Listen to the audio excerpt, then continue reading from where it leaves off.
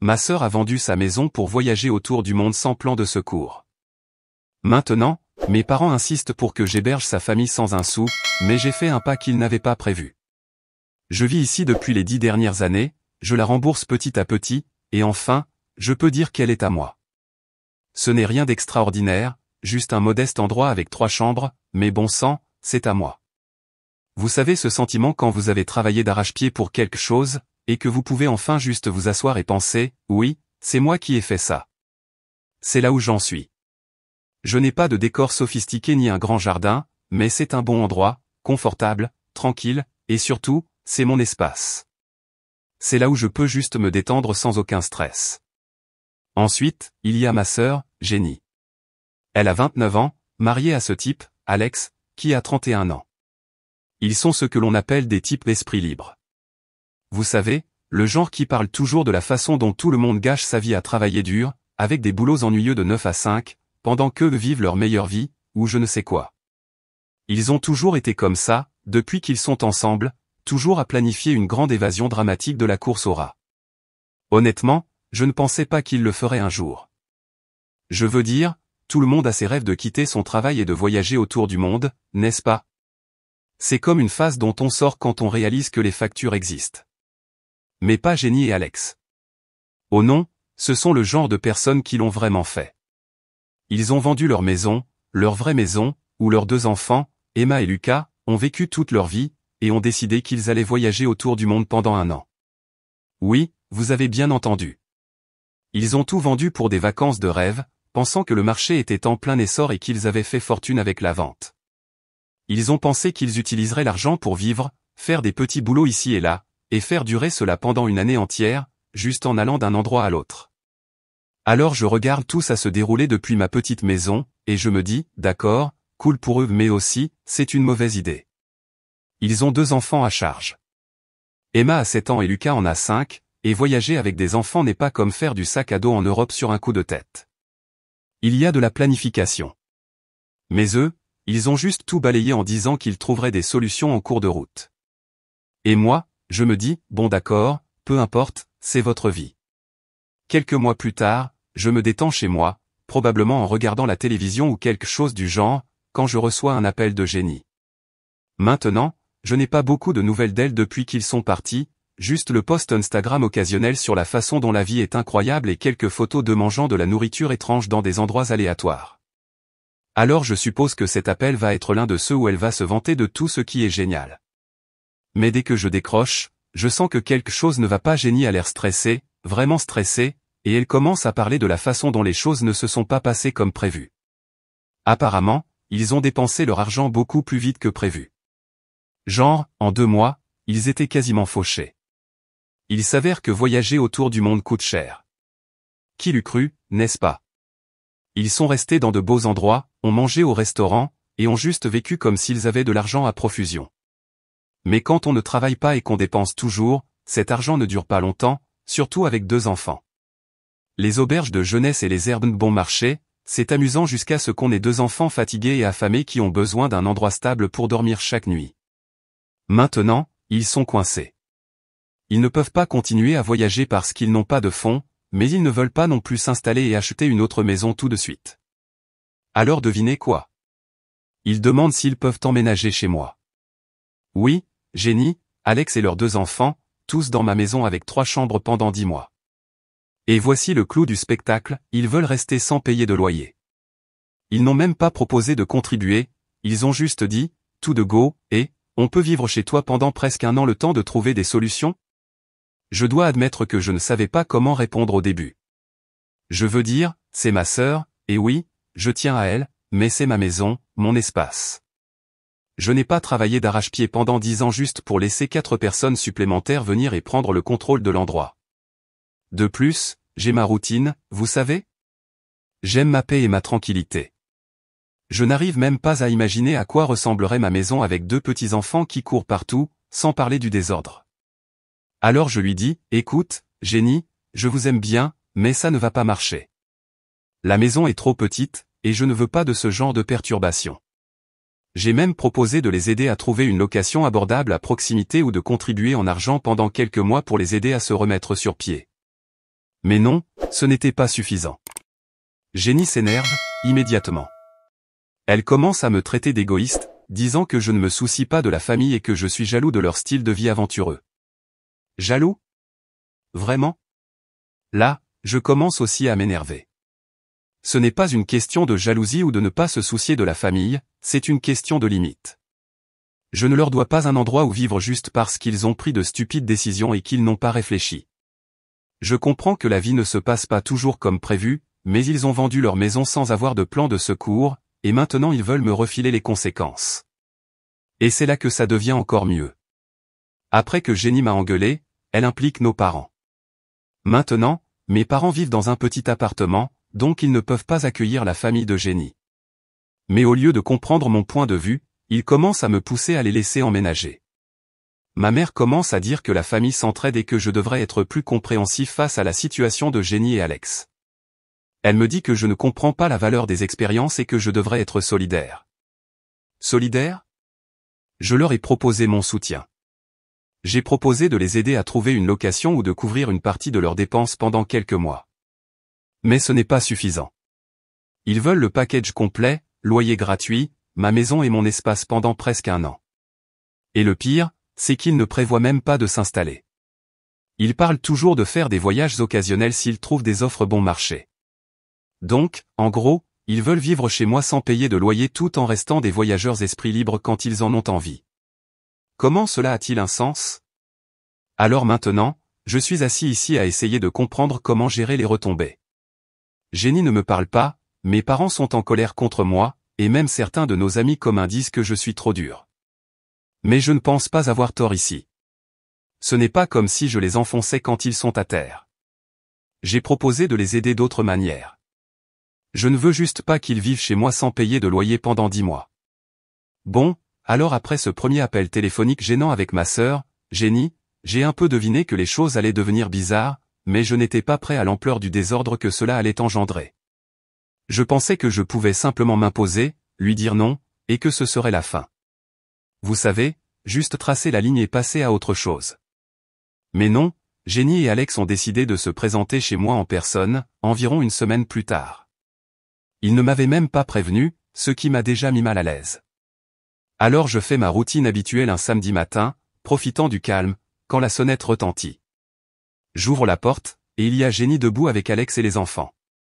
Ils ont cette expression grande et pleine d'espoir sur leur visage, comme si j'allais sauver la situation ou quelque chose du genre. Pendant ce temps, je me dis juste, oh là là, on y va. Je veux dire, je savais ce qu'ils allaient demander, mais je ne m'attendais pas à ce que ce soit comme ça, qu'ils débarquent comme si c'était déjà réglé. Jenny commence par des banalités, demandant comment je vais, comment va le travail, tout ça. Mais je sens la tension dans l'air. Je sais qu'ils ne sont pas là juste pour discuter. C'est comme ce moment où quelqu'un vous flatte clairement pour quelque chose d'important, et je suis juste là à essayer de rester poli mais aussi à me préparer à ce qui arrive. Finalement, après ce qui semble une éternité, Alex se racle la gorge et intervient. Il dit quelque chose comme « Alors, Brian, on a réfléchi à ce que tu as dit au téléphone. » Et puis Jenny prend le relais, parce que bien sûr, c'est elle qui mène la danse dans leur relation. Elle dit quelque chose comme « On sait que tu as dit que tu ne pensais pas que nous vivre ici fonctionnerait, mais on croit vraiment qu'on peut y arriver. C'est juste dis-moi. On ne causera aucun problème. Les enfants sont sages, ils ne te gêneront pas, et on gardera tout propre. » Je reste là un instant, ne sachant pas quoi répondre, parce qu'honnêtement, il n'y a aucune chance que 2 petits-enfants ne me gênent pas dans une maison de cette taille, et l'idée qu'ils ne perturberont pas ma vie comme par magie, oui, ça n'arrivera pas. J'essaie de rester calme, cependant. Je ne veux pas exploser tout de suite. Alors je demande, mais quel est le plan? Je veux dire, que se passe-t-il après les 10 mois? Allez-vous prendre une autre maison? Et le travail? Jenny et Alex se regardent comme s'ils n'avaient pas vraiment réfléchi à cela. Puis Jenny dit, on est encore en train de régler cette partie-là. On pourrait repartir en voyage si les choses s'arrangent. On a regardé les offres de vol bon marché, et il y a une chance qu'on puisse reprendre la route d'ici la fin de l'année. On a juste besoin d'un endroit pour se regrouper, tu sais, un endroit où rester le temps de trouver notre prochaine étape. Je n'arrivais pas à croire ce que j'entendais. Donc non seulement ils veulent s'installer chez moi pendant 10 mois, mais en plus il parle toujours de faire d'autres voyages? Sérieux? Vous êtes fauché, vous avez 2 enfants, et votre grand projet est de continuer à vivre cette vie fantasmée où vous flottez juste d'un endroit à l'autre? Je ne savais même pas quoi dire. Je veux dire, où est la logique là-dedans?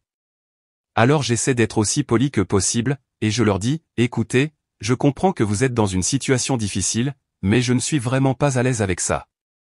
Ce n'est pas que je ne veuille pas vous aider, c'est juste que ma maison n'est pas faite pour ça. J'ai ma propre routine, et honnêtement, je ne pense pas que vous avoir tous ici pendant 10 mois fonctionnerait pour qui que ce soit. La maison est trop petite, et vous savez, il n'y a tout simplement pas assez d'espace.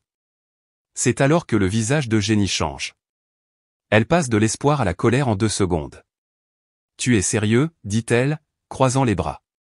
Nous sommes une famille, Brian. La famille s'entraide. Tu as tout cet espace et tu vis seul ici.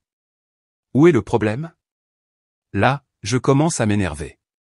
Je veux dire, je comprends qu'ils sont stressés, mais toute cette histoire commence à me donner l'impression qu'ils pensent avoir droit à mon espace juste parce que nous partageons le même sang. J'essaie de rester calme et d'expliquer, ce n'est pas juste une question d'espace, Jenny, c'est aussi une question de ma vie. J'ai travaillé très dur pour avoir cette maison, et j'ai besoin de ma propre paix et tranquillité. Je suis heureux de vous aider d'autres manières, mais vous avoir tous vivre ici pendant presque 1 an? Je ne vois tout simplement pas comment cela pourrait marcher. Alex finit par intervenir, sentant probablement que les choses s'échauffent. Il essaie de jouer les conciliateurs, disant, peut-être qu'on peut trouver un arrangement? Et si on aidait à la maison? On pourrait faire les corvées, préparer les repas, tout ce dont tu as besoin, et on sera dehors pendant la journée. Tu ne remarqueras même pas qu'on est là. Mais voilà le problème, bien sûr que je remarquerai 4 personnes supplémentaires vivant chez moi. Oui, je vais définitivement le remarquer. De plus, l'idée qu'ils soient dehors pendant la journée n'a aucun sens. Ils ont 2 petits-enfants. Où iraient-ils même? Ils sont fauchés. Ce n'est pas comme s'ils pouvaient se permettre d'emmener les enfants en sortie quotidienne. Je secoue la tête et dis, j'apprécie l'offre, mais non. Je ne peux tout simplement pas le faire. Désolé. Et c'est là que Jenny perd le contrôle. Elle se met à déblatérer sur le fait que j'ai toujours été avare et que je ne comprends pas ce que signifie vraiment vivre. Elle dit que je n'ai jamais pris de risques, que je suis juste un gars ennuyeux avec une vie ennuyeuse, et que je suis probablement jaloux de leur style de vie aventureux. Oui, elle est allée jusque-là. Là, je suis en colère, mais j'essaie de ne pas le montrer. Je dis juste, Jenny, il ne s'agit pas de jalousie ou quoi que ce soit du genre. Il s'agit de limites. Vous avez fait le choix de vendre votre maison et de vivre ce style de vie. C'est bien. Mais maintenant, vous me demandez d'en prendre la responsabilité, et ce n'est pas juste. Elle ne veut rien entendre. On ne te demanderait pas si on avait une autre option. Tu crois qu'on veut être ici à mendier de l'aide? Non. Mais c'est ce que fait la famille, Brian. Elle s'entraide quand les choses vont mal. Je pensais que toi, de toutes les personnes, tu comprendrais cela. À ce stade, Alex a l'air mal à l'aise. Il ne dit plus grand-chose, fixant simplement le sol pendant que Jenny continue à déblatérer sur le fait que je suis égoïste et sans cœur. Elle parle de la façon dont leur voyage les inspire et de la façon dont ils ne veulent pas se contenter de la vie de banlieue typique, et tout ce à quoi je peux penser, c'est, oui, mais il faut de l'argent pour tout ça, n'est-ce pas? Finalement, je dis juste, écoute, je suis désolé, mais ma réponse est toujours non. Je ne peux pas vous avoir vivre ici. Ça ne va tout simplement pas marcher. Ils sortent en trombe après ça, Jenny marmonnant quelque chose sur le fait qu'ils s'en sortiront sans mon aide, et honnêtement, je suis soulagé. Je ne voulais pas continuer à me disputer, mais je peux déjà dire que ce n'est pas la fin. Et oui, ce n'était pas le cas, car après leur départ, les choses ont escaladé bien plus que je ne l'avais prévu. Alors après que Jenny et Alex ont quitté ma maison en trombe, j'ai pensé que c'était la fin. Vous savez, comme s'ils allaient peut-être se calmer, retrouver leurs esprits et réaliser que ce sont eux qui ont fait une erreur. Mais bon sang, j'avais tort. Quelques jours plus tard, les vraies retombées ont commencé. Je suis assis chez moi, profitant de ma routine habituelle, quand je reçois un appel de ma mère. D'habitude, quand ma mère appelle, c'est juste pour prendre de mes nouvelles ou me demander si j'ai mangé assez de légumes, sérieusement. Mais j'ai tout de suite su que cet appel n'allait pas être l'un de ceux-là. Elle commence par, Brian, j'ai besoin de te parler de Jenny. Et c'est là que je sais que je suis parti pour un tour. Apparemment, Jenny est allée directement chez nos parents après avoir quitté ma maison. Elle leur a raconté toute son histoire larmoyante sur la façon dont j'ai refusé de les aider alors qu'ils étaient dans le besoin, et bien sûr, elle l'a présenté de manière à me faire passer pour le méchant. La voix de ma mère est toute déçue, comme si j'avais donné un coup de pied à un chiot ou quelque chose du genre, et elle dit « Je ne comprends pas pourquoi tu n'aiderais pas ta sœur, Brian. Ils sont dans une situation difficile, et la famille est censée s'entraider. » J'essaie de rester calme, mais intérieurement, je suis déjà agacé. Je lui explique ce qui s'est réellement passé, comment j'ai proposé de les aider à trouver une location, même de leur donner de l'argent pour les aider à se remettre sur pied, mais ils voulaient juste emménager chez moi pendant 10 mois, sans payer de loyer. Je lui raconte à quel point tout leur plan était ridicule, comment ils ont dépensé tout leur argent sans réfléchir, et maintenant ils s'attendent à ce que je les tire d'affaire. Mais ma mère, bien sûr, ne voit pas les choses de cette façon. Ils ont fait une erreur, Brian, mais ce sont toujours la famille. Tu as l'espace. Ce ne serait pas pour toujours, juste assez longtemps pour qu'ils trouvent des solutions. Mais voilà le truc, ma mère a cette façon de vous faire culpabiliser sans même le vouloir. Elle n'est pas méchante ou quoi que ce soit, mais elle laisse toujours tomber ces petits commentaires qui vous donnent l'impression d'échouer à être un bon fils ou un bon frère. C'est épuisant. Mais cette fois, je n'en voulais pas. Je lui ai dit clairement, maman, je ne le fais pas. J'aime Jenny, mais elle et Alex doivent prendre la responsabilité de leur choix. Ce n'est pas mon travail de les laisser s'installer chez moi parce qu'ils n'ont pas planifié. Elle n'aime pas cette réponse, mais elle laisse tomber pour l'instant. Je pense que nous en avons fini avec la conversation, mais oh non, ça ne fait que commencer. Parce que le lendemain, mon père appelle. Maintenant, mon père est une autre histoire. Il n'est pas du genre à faire culpabiliser, il est plutôt du genre amour vache, ce qui signifie que quand il est en colère, vous le savez. Il va droit au but, sans détour. Brian, dit-il, j'entends dire que tu as donné du fil à retordre à ta sœur. J'essaie de m'expliquer à nouveau, mais il me coupe, déblatérant sur le fait que je suis égoïste et que j'ai toujours été celui qui a la vie facile. Ouais, bien sûr, comme si travailler d'arrache-pied pendant 10 ans pour rembourser cette maison était facile. Il commence à déblatérer sur le fait que Jenny a toujours été celle qui prend des risques, vivant sa vie à fond, et que je suis juste assis ici, confortable, sans rien faire d'excitant. Il dit en gros que je suis un lâche de ne pas les laisser rester, comme si j'étais une sorte de vieux rabougri qui ne comprend pas ce que c'est que de vivre vraiment. À ce stade, je m'échauffe. Je lui dis, papa, il ne s'agit pas d'être aventureux ou non, il s'agit qu'ils ont pris une mauvaise décision et qu'ils s'attendent à ce que je la répare. J'ai travaillé dur pour cette maison, et je ne vais pas les laisser entrer et en profiter. Mais il n'écoute pas. Il continue à dire que je suis celui qui est en position d'aider et que j'échoue en tant que frère en ne faisant pas d'efforts. C'est comme s'il prenait tout ce que Jenny a dit et s'en servait, me faisant passer pour le méchant dans toute cette situation. Et honnêtement, ça fait mal. J'ai toujours été le responsable de la famille, celui qui a travaillé dur, qui a gardé la tête basse et qui a fait ce qu'il fallait faire. Mais maintenant, j'ai l'impression que rien de tout cela n'a d'importance. Après cet appel, je suis furieux. J'ai l'impression d'être attaqué de toutes parts. Mes parents sont tous les deux en colère contre moi, et Jenny raconte probablement à tout le monde que je suis un type sans cœur. Et devinez quoi? C'est exactement ce qui se passe. Quelques heures plus tard, je reçois un message d'un de nos amis communs. Appelez-le Tom. Tom est un bon gars, mais il est aussi ami avec Jenny, donc il a entendu sa version de l'histoire. Il me texte, « Salut mec, qu'est-ce qui se passe entre toi et Jenny? Elle dit que tu ne laisses pas sa famille rester avec toi même s'ils sont en difficulté. » Je lui explique ma version, que ce n'est pas si simple, qu'ils en demandent beaucoup trop, et que j'ai déjà proposé d'autres moyens d'aider. Et Tom, étant le type raisonnable qu'il est, écoute. Mais ensuite, il me dit, « Oui, mais c'est juste pour un petit moment, n'est-ce pas? Tu pourrais tenir bon pendant 10 mois. C'est la famille, mec. » Et là, j'en ai juste marre. C'est comme si tout le monde avait oublié que j'ai le droit de dire non. Comme si ma maison n'était même plus à moi, c'était juste une ressource à laquelle tout le monde pense avoir droit. Je suis frustré parce que peu importe comment je l'explique, tout le monde semble penser que je suis déraisonnable. Ils continuent tous à agir comme si ce n'était rien pour moi de laisser toute une famille emménager et bouleverser ma vie pendant presque 1 an. Puis le coup de grâce arrive quand Jenny elle-même me texte. Ce n'est pas un long message, mais il fait mal. Elle dit juste, je n'arrive pas à croire que tu nous aies tourné le dos. On avait vraiment besoin de toi.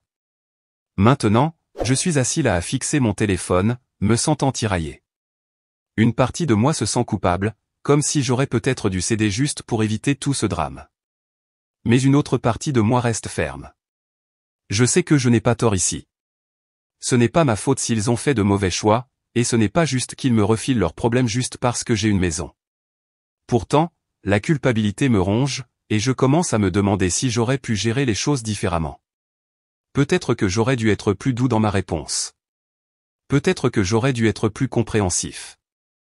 Mais en même temps, je sais que céder les aurait juste encouragés à continuer à prendre ces décisions imprudentes, pensant qu'ils peuvent toujours compter sur quelqu'un d'autre pour arranger les choses.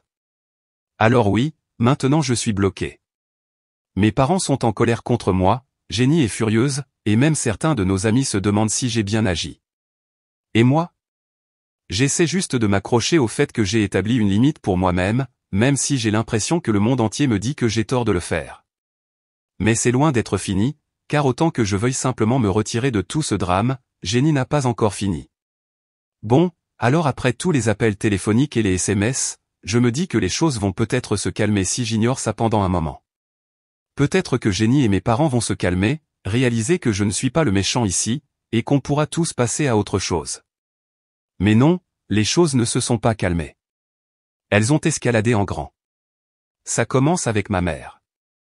Elle essaie toujours de jouer la médiatrice, m'appelant tous les 2 jours, disant toujours, « Brian, tu dois aider ta sœur. Tu ne sais pas ce que c'est que d'être à sa place. » Elle a des difficultés, elle a des enfants. C'est la même chose encore, et à chaque fois je dois lui rappeler qu'il ne s'agit pas de moi qui ne veux pas aider, il s'agit de ce qu'il demande. Ce n'est pas comme s'ils étaient en danger de se retrouver sans abri dans la rue. J'ai proposé de l'aide d'autres manières, mais apparemment rien de ce que je dis ne semble passer. Puis un soir, on frappe à ma porte. C'est Jenny et Alex. Pas de SMS ni d'appel avant, ils se sont juste pointés comme si tout était normal. J'ouvre la porte, et ils sont là, debout avec ses regards fatigués et désespérés, les enfants accrochés aux jambes de Jenny. Je sais tout de suite que ça va être gênant. Jenny tient des papiers à la main, et je ressens déjà cette sensation de malaise dans mon estomac, comme si j'allais être entraîné dans quelque chose de plus grand que prévu. Jenny ne perd pas de temps. Brian, il faut que tu reconsidères. C'est sérieux. On a cherché partout et il n'y a nulle part d'abordable où rester. Les locations sont trop chères, et on n'a pas l'argent pour payer une caution. Elle agite les papiers devant moi. Ce sont des imprimés de listes d'appartements, la plupart barrés à l'encre rouge. Je les regarde un instant, mais je pense déjà à la façon dont je vais répondre. Je n'ai pas envie de me disputer, mais il est clair qu'il n'accepte pas un non. Avant que je puisse dire quoi que ce soit, Alex prend la parole, et cette fois, ce n'est pas le gars calme et silencieux d'avant. Il est frustré, presque en colère. On a tout essayé, Brian. On est à court d'options. Tu as cette maison pour toi tout seul, et tu la gardes pendant qu'on galère. Tu ne peux vraiment pas nous laisser rester un petit moment? Là, je commence à m'énerver. J'ai déjà eu cette conversation une 12aine de fois, et à chaque fois que je dis non, il continue de pousser. Alors je dis, je vous l'ai déjà dit, je ne suis pas à l'aise avec l'idée d'avoir 4 personnes supplémentaires dans ma maison pendant près d'1 an. J'ai proposé de vous aider à trouver autre chose. J'ai même proposé de l'argent, mais vous n'écoutez pas. Je ne peux pas vous laisser emménager. C'est définitif. Mais Jenny, elle ne recule pas cette fois. Elle s'approche, et maintenant sa voix tremble, comme si elle était sur le point de pleurer. Brian, on n'a nulle part où aller. Les enfants sont épuisés, on est épuisés. On ne demande pas grand-chose, juste un toit au-dessus de nos têtes pendant un petit moment. On te remboursera quand on se remettra sur pied. S'il te plaît, tu es notre dernier espoir. Je regarde les enfants, Emma et Lucas, et ils sont juste là, l'air confus. Ils ne comprennent probablement pas ce qui se passe, et honnêtement, ça me fait me sentir mal. Ce n'est pas de leur faute si leurs parents ont fait de mauvais choix, mais je ne peux pas laisser cette culpabilité me faire prendre une décision que je vais regretter. Je dois rester ferme, sinon toute cette situation va bouleverser ma vie. Alors je prends une profonde respiration et dis, je suis désolé, mais je ne peux pas. Je sais que c'est difficile, mais ce n'est pas la solution. Vous devez trouver une autre solution. Et c'est là que Jenny craque. Elle passe de triste à furieuse en une fraction de seconde. Tu es incroyable, crie-t-elle, sa voix résonnant dans le couloir. Tu es juste assis ici à vivre confortablement pendant que ta propre famille souffre. Je n'arrive pas à croire à quel point tu es devenu sans cœur. Tu as changé, Brian. Tu n'es pas le frère avec qui j'ai grandi. Ces mots me frappent comme un coup de poing dans l'estomac, mais je suis trop en colère pour les laisser s'installer. Je riposte, je n'ai pas changé. C'est toi qui agis de manière capricieuse, pensant que tu peux juste te pointer et t'attendre à ce que je te tire d'affaire parce que tu n'as pas planifié à l'avance. Je n'ai pas causé ce désordre, c'est toi. Et maintenant tu veux que je le répare pour toi? Ce n'est pas comme ça que ça marche. La dispute s'envenime. Alex intervient, disant que j'ai toujours été l'égoïste de la famille, que je n'ai jamais été là pour eux quand ils avaient besoin de moi. Il évoque des choses d'il y a des années, des choses aléatoires qui n'ont même plus d'importance, comme le fait que je ne lui ai pas prêté de l'argent pour une idée de petite entreprise qu'il avait à l'époque. C'est comme s'ils avaient gardé toute cette rancœur, attendant le moment parfait pour me la jeter à la figure. À ce stade, on se crie tous dessus, et les enfants pleurent. C'est un désastre. Je suis debout sur le seuil de ma porte, accusé d'être le pire frère de la planète, et tout ce à quoi je peux penser, c'est, comment en est-on arrivé là? Finalement, je dis juste, assez. C'est ma maison, et j'ai pris ma décision. Je ne change pas d'avis. Maintenant, je pense que vous devez partir. Jenny me regarde comme si elle n'arrivait pas à croire ce qu'elle entend. Elle ouvre la bouche pour dire quelque chose, mais ensuite elle secoue juste la tête, prend les enfants et sort en trombe. Alex la suit, me lançant un regard noir comme si j'étais le diable ou quelque chose du genre. Alors qu'ils s'en vont, je ressens un mélange étrange de colère, de culpabilité et de soulagement. Je sais que j'ai bien fait de tenir bon, mais c'est quand même pénible d'en être arrivé là. Je les regarde monter dans leur voiture et partir, et pendant une minute, je reste là, me demandant ce qui va se passer ensuite. Je ne peux m'empêcher de penser que ce n'est pas la fin, qu'il y a d'autres drames à venir. Et devinez quoi? J'avais raison. Parce que plus tard dans la nuit, mon téléphone explose de messages de membres de ma famille. Il s'avère que Jenny a joué la carte du drame à fond et a raconté à tout le monde ce qui s'était passé. Elle fait croire que je les ai mis à la rue, qu'ils n'ont nulle part où aller et que je suis assis ici à en rire. Ma tante, mes cousins, tout le monde me texte, disant des choses comme « Comment as-tu pu faire ça à Jenny et aux enfants? Tu as une grande maison et ils ont juste besoin d'un endroit où rester. » C'est comme s'ils avaient tous cru à cette histoire selon laquelle je suis une sorte de méchant, thésaurisant ma maison pendant que ma sœur souffre. Et peu importe le nombre de fois où j'essaie d'expliquer ma version, personne n'écoute. Ils répètent tous la même chose, la famille s'entraide. À la fin de la nuit, je suis épuisé. J'ai passé des heures à me défendre, mais j'ai l'impression que personne ne s'en soucie. Jenny a réussi à monter tout le monde contre moi, et maintenant je suis le méchant dans toute cette histoire. Mais voilà le truc, je ne cède toujours pas. Je ne vais pas les laisser me faire culpabiliser pour faire quelque chose qui va rendre ma vie misérable. Je sais que j'ai bien agi, même si personne d'autre ne le voit ainsi. Il faut juste que je trouve comment survivre aux retombées. Alors après toute l'explosion familiale et les messages qui me venaient de tous les côtés, j'étais prêt à simplement me déconnecter pendant un certain temps. Genre, éteindre mon téléphone, verrouiller les portes et attendre que la tempête passe. Mais non, bien sûr, les choses n'allaient pas se calmer. Si quelque chose, elles étaient sur le point d'atteindre un tout nouveau niveau de ridicule. Quelques jours passent, et je n'ai pas eu de nouvelles directes de Jenny ou d'Alex, ce qui, je suppose, aurait dû être un soulagement. Mais honnêtement, ça m'a donné l'impression que quelque chose d'important se préparait. Vous savez, ce calme avant une grosse dispute? C'est ce que j'ai ressenti. Je savais qu'il n'avait pas encore fini avec moi. Bien sûr, un matin, je me réveille et je découvre un énorme post sur Facebook écrit par Jenny. Et bien sûr, il est public, donc tout le monde peut le voir. Elle se plaint de la façon dont certaines personnes de la famille, évidemment moi, l'ont abandonnée dans son moment de besoin, de la façon dont elle et ses enfants sont à un pas de se retrouver sans abri, et de la façon dont tout ce qu'ils voulaient, c'était un peu de soutien de quelqu'un qui est dans une position de privilège. Le post est plein de langage dramatique, parlant de la façon dont certains membres de la famille sont égoïstes et ne comprennent pas l'importance de s'entraider quand les choses vont mal. Et oui, la section des commentaires, c'est un vrai désordre. Les gens se jettent dessus, disant à quel point il est sans cœur de refuser de l'aide à sa famille, à quel point il n'arrive pas à croire que quelqu'un puisse faire ça à sa propre sœur. Je lis tout ça et je sens juste mon sang bouillonner, parce que ces gens ne connaissent même pas la moitié de l'histoire. Ils absorbent juste ce que Jenny leur dit, et soudain je suis l'ennemi public numéro 1. Ce qui est pire, c'est qu'un tas de membres de notre famille élargie sont aussi dans les commentaires. Ma tante, à qui je n'ai pas parlé depuis des années, intervient en disant « J'ai toujours su que Brian était égoïste ». Comme si c'était un fait connu sur moi. Mes cousins partagent le post, et soudain je reçois des notifications à gauche et à droite me disant que je dois prendre mes responsabilités et faire ce qui est juste. À ce stade, je suis furieux. J'essaie de me calmer et de penser rationnellement, mais plus je fais défiler les commentaires, plus je m'énerve. C'est comme si, peu importe combien j'ai expliqué ma version aux gens, Jenny a réussi à déformer l'histoire pour que je passe pour le méchant.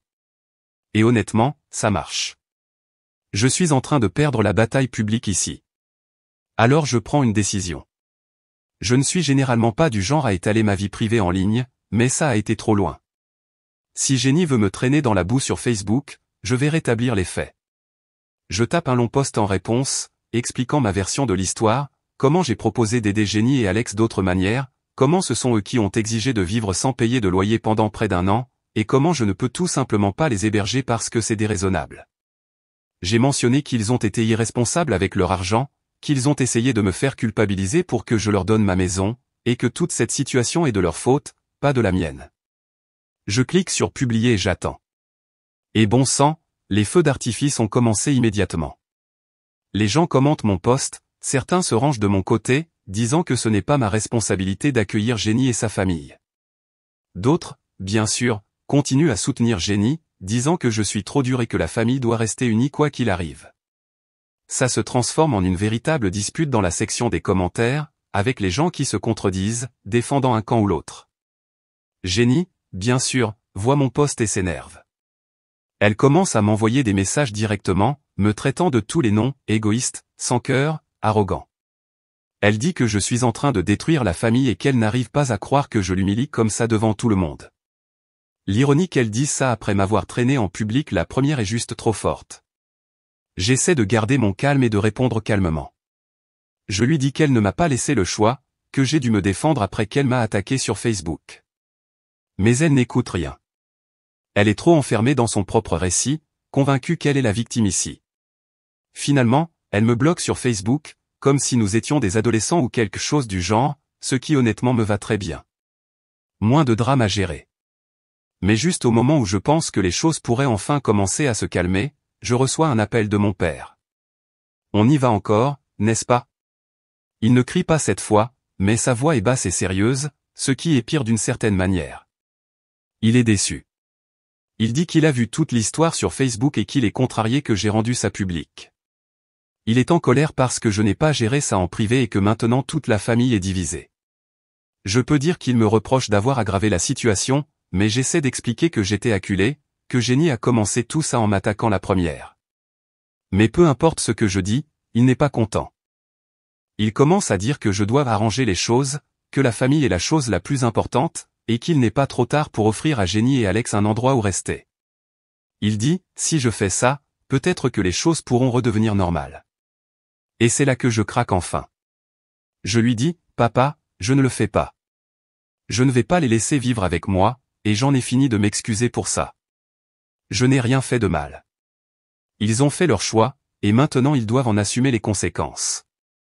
Je ne suis pas leur filet de sécurité, et ce n'est pas mon travail de régler leurs problèmes. Il se tait un instant, et je vois qu'il est choqué. Je ne m'oppose généralement pas à lui comme ça, mais j'en ai assez. Je ne vais pas les laisser me faire culpabiliser pour faire quelque chose que je ne veux pas faire juste pour maintenir la paix. Finalement, il soupire et dit, « J'espère que tu sais ce que tu fais, Brian. » Puis il raccroche. Après ça, les choses se calment. Jenny me bloque toujours sur les réseaux sociaux, et mes parents ne me parlent pas vraiment non plus. On a l'impression que toute la famille est dans cette drôle d'impasse tendue, attendant que quelqu'un fasse le prochain pas. Mais voilà le truc, je ne fais pas le prochain pas. J'ai fait ma part. J'ai tenu bon, et je ne recule pas. C'est dommage que les choses aient dû se passer comme ça. Je n'ai jamais voulu me disputer avec ma famille, mais en même temps, je sais que j'ai bien agi. J'ai établi une limite et je m'y suis tenu, même quand j'avais l'impression que le monde entier était contre moi. Et oui, peut-être que la dynamique familiale est foutue maintenant, et peut-être que les choses ne reviendront pas comme avant. Mais honnêtement, ça me va. Parce qu'au moins, je sais que je vis selon mes propres termes, dans ma propre maison, sans que personne n'essaie de me faire culpabiliser pour que j'y renonce. Et ça, pour moi, vaut tout ce drame.